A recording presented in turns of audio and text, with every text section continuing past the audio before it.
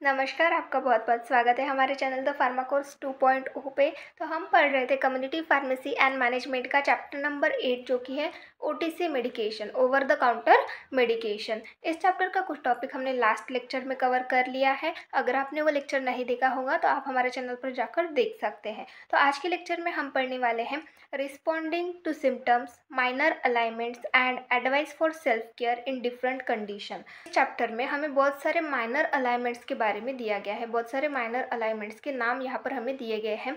उनके रिलेटेड जो self care advice होती है वो हम यहाँ पर देखेंगे। हम सेल्फ केयर किस तरीके से कर सकते हैं, ट्रीटमेंट ऑप्शंस क्या हो सकती है, तो ये सारी चीज़ें हम यहाँ पर देखेंगे। तो सबसे पहला है पेन मैनेजमेंट। तो पेन मैनेजमेंट मतलब जो पेन होता है, पेन अब डिफरेंट डिफरेंट टाइप के होते हैं। हेड एक हो गया, स्टमक एक हो गया, या फिर टूथ एक हो गया। तो ये सब क्या है, ये पेन है। माइनर पेन हो रहे हैं तो ये किस तरीके से मैनेज करने हैं उसके बारे में देखेंगे। इन कंडीशन में सेल्फ केयर क्या करनी है वो हम यहाँ पर देखेंगे।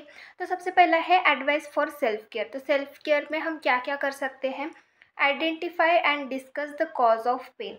तो सबसे पहले हमें आइडेंटिफाई करना है और डिस्कस करना है जो भी कॉज है पेन का। जैसे कोई इंजरी है, इंजरी की वजह से पेन हो रहा है, या फिर कोई अदर कंडीशन है, तो जो भी कॉज है पेन का वो आइडेंटिफाई करना।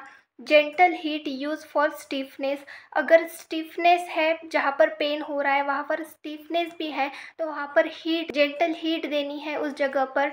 For sprain and strain a cold pack can be applied. तो अगर स्प्रेन है या फिर स्ट्रेन है तो उस कंडीशन में जो कोल्ड पैक होते हैं, आइस के कोल्ड पैक होते हैं, वो अप्लाई करने से जो भी स्प्रेन और स्ट्रेन्स हैं वो क्योर हो जाते हैं। देन नेक्स्ट है musculoskeletal injuries can be treated with rest, ice compression and elevation, जिसको हम राइस थेरेपी बोलते हैं। मस्कुलोस्केलेटल इंजुरीज हुई तो उसकी वजह से हमें बहुत पेन होता है, तो उस कंडीशन में rest, ice compression and elevation, ये थेरेपी, इसको राइस थेरेपी बोलते हैं, ये थेरेपी दी जाती है पेन को मैनेज करने के लिए। तो ये कुछ सेल्फ केयर एडवाइस हो गई पेन के रिगार्डिंग। देन नेक्स्ट हम देखेंगे ट्रीटमेंट ऑप्शन। ट्रीटमेंट ऑप्शन में हम कौन कौन से मेडिसिन यूज़ कर सकते हैं उसके बारे में देखेंगे। 3 main OTC analgesic option are paracetamol, ibuprofen and aspirin. तो 3 main over the counter analgesics होती है। एनाल्जेसिक मतलब पेन को रिड्यूस करती है। ऐसी एनाल्जेसिक जो मेडिसिन है ओटीसी कौन कौन सी है, पैरासीटामोल, आइबुप्रोफेन और एस्पिरिन। ये 3 ओटीसी मेडिकेशन जो है ये ज़्यादातर यूज़ की जाती है पेन में। देन नेक्स्ट है both aspirin and ibuprofen should be avoided during pregnancy. तो प्रेगनेंसी के टाइम जो एस्पिरिन और आइबुप्रोफेन है वो अवॉइड की जाती है। Paracetamol is safe for use in pregnancy and breast feeding. Paracetamol ये जो है ये सेफ़ है, प्रेगनेंसी के टाइम भी यूज़ कर सकते हैं और ब्रेस्ट फीडिंग के टाइम भी यूज़ कर सकते हैं। देन नेक्स्ट है advice patient to contact their GP. GP मतलब जनरल फिजिशियन। तो पेन मैनेजमेंट में अगर जनरल फिजिशियन को दिखाने की ज़रूरत पड़ रही है तो किस कंडीशन में, कौन सी ऐसी कंडीशन है जिस कंडीशन में जो भी पेन है, पेन मैनेज करना है आपको, तो उस कंडीशन में आपको जनरल फिजिशियन के पास मतलब डॉक्टर के पास जाना पड़ेगा। तो ऐसी कौन सी कंडीशंस है उस कंडीशंस के बारे में देखेंगे। तो सबसे पहला है where headache associated with injury. तो हेड में अगर इंजरी है उससे एसोसिएटेड वो हेडेक है, इंजरी की वजह से वो हेडेक हो रहा है, तो उस कंडीशन में डॉक्टर से कांटेक्ट करने की वहाँ पर ज़रूरत होती है। देन नेक्स्ट है where there is prolong headache in children under 12 year old. तो 12 साल का कोई छोटा बच्चा है तो उसको हेडेक हो रहा है बहुत ज़्यादा, मतलब लंबे समय से उसको हेडेक हो रहा है, तो उस कंडीशन में उसको डॉक्टर के पास लेके जाना चाहिए। देन नेक्स्ट है where a headache is worse in the morning and then improves. तो हेडेक जो है वो सुबह सुबह बहुत ज़्यादा होता है और देन इम्प्रूव हो जाता है, अपने आप ठीक हो जाता है, तो उस कंडीशन में भी डॉक्टर से कांटेक्ट करना है। देन नेक्स्ट है where the patient is suffering chest pain. तो अगर कोई पेशेंट है जिनको चेस्ट पेन हो रहा है तो उस कंडीशन में उन्होंने उनके जनरल फिजिशियन से कांटेक्ट करना चाहिए। देन नेक्स्ट है where there is unexplain abdominal pain. तो अनएक्सप्लेन मतलब बहुत ज़्यादा एब्डोमिनल पेन हो रहा है बिना वजह, तो उस कंडीशन में डॉक्टर से मिलने की ज़रूरत होती है। तो ये कुछ कंडीशंस हैं, इन कंडीशंस में जनरल फिजिशियन से मिलने की ज़रूरत होती है पेन मैनेजमेंट के लिए। देन नेक्स्ट है कफ। कफ मतलब खांसी। तो इस कंडीशन के लिए हम सेल्फ केयर किस तरीके से कर सकते हैं उसके बारे में देखेंगे। Coughing is a protective reflex. अब कफिंग को क्या बोला गया है, ये प्रोटेक्टिव रिफ्लेक्स है। तो प्रोटेक्टिव रिफ्लेक्स मतलब किस तरीके से, अगर हमारे रेस्पिरेटरी ट्रैक्ट में कोई भी ऐसा फॉरेन मटेरियल जो है वो एंटर होता है तो उस कंडीशन में कफ आता है। तो वो जो कफ आता है वो बहुत फास्टली जो भी मटेरियल है, जो भी पार्टिकल है, उसको हमारे बॉडी से रिमूव करता है। तो ये क्या है, ये एक प्रोटेक्टिव रिफ्लेक्स है। It can be remove substance that may have been inhale such as dust, excess secretion in the airways. तो कफिंग में क्या होता है, ये रिमूव करता है सब्सटेंस को जो कि इनहेल करते समय हमारे रेस्पिरेटरी ट्रैक्ट में एंटर हो गए हैं, ऐसे सब्सटेंस को रिमूव करता है। जैसे कि डस्ट हो गया या फिर जैसे कि एक्सेसिव सेक्रेशंस होते हैं हमारे एयरवेज में, उनको रिमूव करने के लिए खांसी आती है। तो इस तरीके से ये कफ होता है। तो इस कंडीशन में सेल्फ केयर एडवाइस क्या क्या होती है उसके बारे में देखेंगे। तो सबसे पहला है कंज्यूम वार्म फ्लूइड। तो गर्म फ्लूइड जो होते हैं वो कंज्यूम करने चाहिए। ईट वेल बैलेंस डाइट लेनी चाहिए। अवॉइड डेयरी प्रोडक्ट जैसे कि मिल्क हो गया, कर्ड हो गया, ऐसे प्रोडक्ट्स को अवॉइड करना है। देन नेक्स्ट है अवॉइड अल्कोहल को अवॉइड करना है। अवॉइड स्मोकिंग बंद कर देनी है। देन नेक्स्ट है ट्रीटमेंट ऑप्शंस। तो ट्रीटमेंट ऑप्शंस में हम क्या क्या कर सकते हैं, कफिंग के लिए कौन कौन से ट्रीटमेंट ऑप्शंस होते हैं। सबसे पहला है demulcent such as simple linctus may help to suppress the cough. तो डिमल्सेंट्स ये कफ में यूज़ करते हैं, जैसे कि सिंपल लिंक्टस हो गया जो कि कफ को सप्रेस कर देता है, कम कर देता है। देन नेक्स्ट है expectorants are also available for cough. तो एक्सपेक्टोरेंट्स भी यूज़ किए जाते हैं कफ के लिए। Antitussives such as dextromethorphan and menthol have both been suppress the cough reflex। तो एंटीटसिव ड्रग्स जो होते हैं जैसे कि डेक्सोमेथोर्फन हो गया या फिर मेंथॉल हो गया, ये भी कफ रिफ्लेक्स को सप्रेस कर देते हैं। तो ये कुछ ट्रीटमेंट ऑप्शंस हो गए कफिंग के लिए। देन नेक्स्ट है advice patient to contact their GP मतलब जनरल फिजिशियन। तो कौन से ऐसे कंडीशंस है जिन कंडीशन में जनरल फिजिशियन को कांटेक्ट करने की ज़रूरत है, तो उसके रिगार्डिंग हम यहाँ पर देखेंगे। तो सबसे पहला है where cough has lasted 3 weeks और मोर। वीक हो गए या फिर 3 वीक से ज़्यादा हो गए, कफ कंटिन्यू आ रहा है, तो उस कंडीशन में डॉक्टर से मिलने की ज़रूरत होती है। Where the patient is complaining of chest pain. अगर जो पेशेंट है उसको चेस्ट पेन भी हो रहा है, कफिंग तो आ ही रही है पर चेस्ट पेन भी हो रहा है, तो उस कंडीशन में जनरल फिजिशियन से कांटेक्ट करने की ज़रूरत होती है। देन नेक्स्ट है where there is a presence of yellow green और ब्लड स्टेन स्पूटम। तो जो भी स्पूटम आ रहा है कफिंग के थ्रू उसमें येलो ग्रीन या फिर ब्लड के स्टेन पाए जा रहे हैं, तो उस कंडीशन में डॉक्टर से मिलने की ज़रूरत होती है। देन नेक्स्ट है where the patient is complaining of chest pain. तो डबल हो गया, अगर पेशेंट को चेस्ट पेन हो रहा है तो उस कंडीशन में डॉक्टर से मिलने की ज़रूरत होती है। Where the whooping cough is suspected. Whooping cough मतलब एक अलग सी आवाज़ आती है, जब कफ आता है तो उस कंडीशन में एक आवाज़ आती है, उसको हम बोलते हैं वूपिंग कफ। तो अगर वूपिंग कफ है तो उस कंडीशन में डॉक्टर से मिलना चाहिए। देन नेक्स्ट है कोल्ड। तो हमने कफ के बारे में देखा, अब हम कोल्ड के बारे में देखेंगे, सर्दी। इस कंडीशन में हम किस तरीके से केयर कर सकते हैं ये सारी चीज़ें देखेंगे। ट्रीटमेंट ऑप्शन कौन से हैं ये सारी चीज़ें देखेंगे। It is a viral infection of nose and throat. तो कोल्ड ये क्या है, ये एक वायरल इन्फेक्शन होता है नोज़ और थ्रोट का, हमारे नोज़ में और थ्रोट में इन्फेक्शन हो जाता है। It is usually harmless. तो इसकी वजह से हमें कोई हार्म नहीं होता, ये हार्मलेस होता है। Common symptoms are nasal discharge, headache, cough etcetera. तो कॉमन सिम्टम्स क्या होते हैं, नेजल डिस्चार्ज होता है, हमारा हेडेक होता है और कफ आता है इस कंडीशन में। देन नेक्स्ट हम देखेंगे सेल्फ केयर एडवाइस। तो एडवाइस के बारे में देखेंगे यहाँ पर सेल्फ केयर के रिगार्डिंग। सबसे पहला है ड्रिंकिंग वार्म वाटर। तो गर्म वाटर ड्रिंक करना चाहिए। गेट प्लेंटी ऑफ रेस्ट, ज़्यादा से ज़्यादा रेस्ट करना चाहिए इस कंडीशन में। Adjust room temperature, keep room warm. तो जो भी रूम का टेम्परेचर है उसको एडजस्ट करके रखना चाहिए, जो भी आपकी रूम है वो वार्म होनी चाहिए। ट्राई सलाइन नेजल ड्रॉप्स और स्प्रेज। तो जो भी सलाइन नेजल ड्रॉप्स आते हैं या फिर स्प्रे आते हैं उनका यूज़ करना चाहिए। तो इस तरीके से ये कुछ सेल्फ केयर एडवाइस हो गई। देन नेक्स्ट हम देखेंगे treatment options. There are no drugs which are proven to treat common cold. तो ऐसे कोई ड्रग्स प्रेजेंट नहीं है जो कि कॉमन कोल्ड को ट्रीट कर सके। Paracetamol is the first line choice. Its antipyretic and analgesic property will help to relieve symptoms. तो पैरासीटामोल जो है ये फर्स्ट लाइन चॉइस होती है कोल्ड इस कंडीशन में। इसकी जो एंटीपायरेटिक और एनाल्जेसिक प्रॉपर्टी होती है वो कोल्ड के जो भी सिम्टम्स होते हैं उनको रिलीव करती है, रिलीव करने में हेल्प करती है। देन नेक्स्ट क्या बोला गया है, आइबुप्रोफेन एंड एस्पिरिन में be use. Aspirin should not be use in children under the age of 16 years. तो आइबुप्रोफेन और एस्पिरिन भी यूज़ की जाती है कोल्ड कंडीशन में। एस्पिरिन जो है वो चिल्ड्रंस में यूज़ नहीं की जाती। जो 16 साल के एज के बच्चे होते हैं, 16 साल के एज के और उससे कम एज के बच्चे जो होते हैं उनमें एस्पिरिन यूज़ नहीं की जाती। रेयर डिसीज़ करके एक कंडीशन होती है वो डेवलप होती है इसकी वजह से, इसीलिए एस्पिरिन जो है वो चिल्ड्रंस में यूज़ नहीं की जाती। Steam inhalation is commonly use. तो स्टीम लेते हैं ज़्यादातर सर्दी में, तो स्टीम इन्हेलेशन ये यूज़ किया जाता है। Topical nasal decongestant are use. तो जो भी नाजल डीकंजेस्टेंट होते हैं, टॉपिकल नाजल डीकंजेस्टेंट, वो यूज़ किए जाते हैं।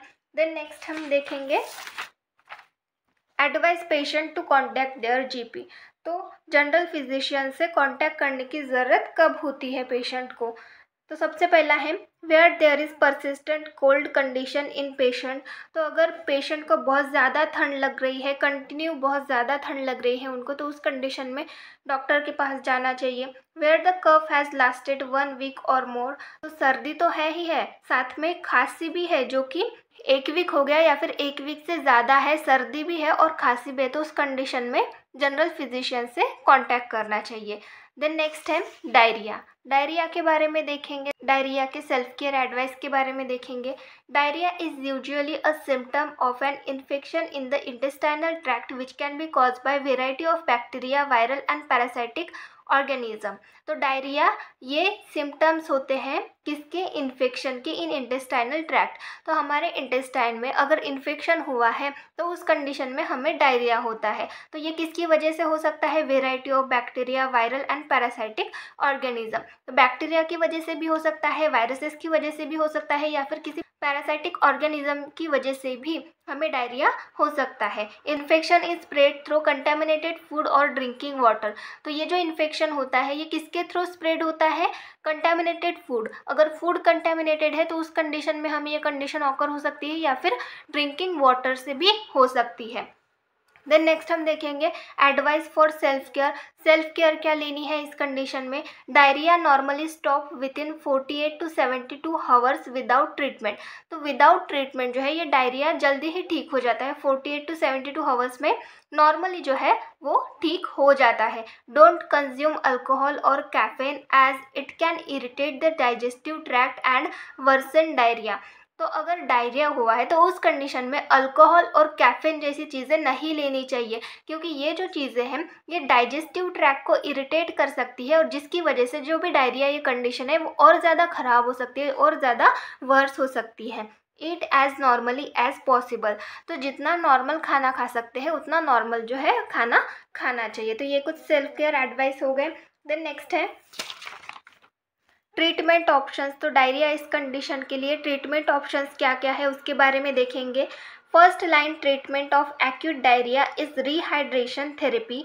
Oral rehydration therapy are use for the prevention of dehydration in very young and elderly peoples. तो फर्स्ट लाइन ट्रीटमेंट क्या होता है एक्यूट डायरिया का, जो रिहाइड्रेशन थेरेपी है वो। तो डायरिया में बहुत ज़्यादा वाटर लॉस हो जाता है हमारी बॉडी से, तो उस कंडीशन में रिहाइड्रेशन थेरेपी दी जाती है। ओरल रिहाइड्रेशन थेरेपी यूज़ की जाती है ताकि जो भी डिहाइड्रेशन की कंडीशन हो गई है, डिहाइड्रेशन मतलब बहुत ज़्यादा वाटर लॉस होना हमारे बॉडी से, तो उस डिहाइड्रेशन की कंडीशन को प्रिवेंट करने के लिए ओरल रिहाइड्रेशन थेरेपी जो है वो यूज़ की जाती है यंग और एल्डरली पीपल में। Anti motility drugs example loperamide help to reduce the duration of diarrhoea and improve symptoms. तो एंटी मोटिलिटी ड्रग्स जो है वो यूज़ किए जाते हैं, जैसे कि लोपेरामाइड ये एक ड्रग हो गया, ये यूज़ किया जाता है डायरिया इस कंडीशन में। जो भी डायरिया का ड्यूरेशन है वो कम कर देता है और साथ में सिम्टम्स को भी इम्प्रूव कर देता है ये ड्रग। तो इस तरीके से ये कुछ ट्रीटमेंट ऑप्शंस हो गए। देन नेक्स्ट है advice patient to contact their GP. अगर जनरल फिजिशियन से कॉन्टैक्ट करने की ज़रूरत है तो कौन कौन सी कंडीशंस में हम जनरल फिजिशियन से कॉन्टैक्ट करेंगे उसके बारे में देखेंगे। तो सबसे पहला है where diarrhoea of duration is greater than 2 days. 2 दिन से ज़्यादा हो गए कंटिन्यूसली डायरिया ये कंडीशन है, तो उस कंडीशन में डॉक्टर से मिलने की ज़रूरत होती है। Where patient is resulting in severe dehydration, अगर पेशेंट को बहुत ज़्यादा डिहाइड्रेशन हो रहा है, बहुत ज़्यादा उनकी बॉडी से वाटर लॉस हो गया है, तो उस कंडीशन में जनरल फिजिशियन से कांटेक्ट करना पड़ता है। Where there is a presence of blood in stool, तो स्टूल में ब्लड आ रहा है, ब्लड प्रेजेंट है, तो उस कंडीशन में जनरल फिजिशियन से कांटेक्ट करना चाहिए। देन नेक्स्ट है where the patient is suffering from chronic diarrhoea, अगर कोई भी पेशेंट है जिसको बहुत ज़्यादा क्रोनिक डायरिया मतलब लंबे समय तक बहुत ज़्यादा दिनों तक डायरिया हो रहा है, तो उस कंडीशन में डॉक्टर से मिलने की ज़रूरत होती है। तो इस तरीके से ये कुछ कंडीशंस होती हैं, इन कंडीशंस में जो भी पेशेंट है उन्होंने डॉक्टर से मिलना चाहिए। देन नेक्स्ट हम देखेंगे कॉन्स्टिपेशन ये कंडीशन किस तरीके से होती है, इसकी सेल्फ केयर एडवाइस क्या है, ट्रीटमेंट ऑप्शंस क्या है, ये सारी चीज़ें हम यहाँ पर देखेंगे। Constipation is a condition in which stool become hard and difficult to pass, तो कॉन्स्टिपेशन किस तरीके की कंडीशन होती है, इस कंडीशन में स्टूल जो है वो हार्ड हो जाता है और पास नहीं हो पाता, प्रॉपरली पास करने में डिफ़िकल्ट होता है, तो इस कंडीशन को हम कॉन्स्टिपेशन बोलते हैं। तो इसके सेल्फ केयर एडवाइस के बारे में देखेंगे।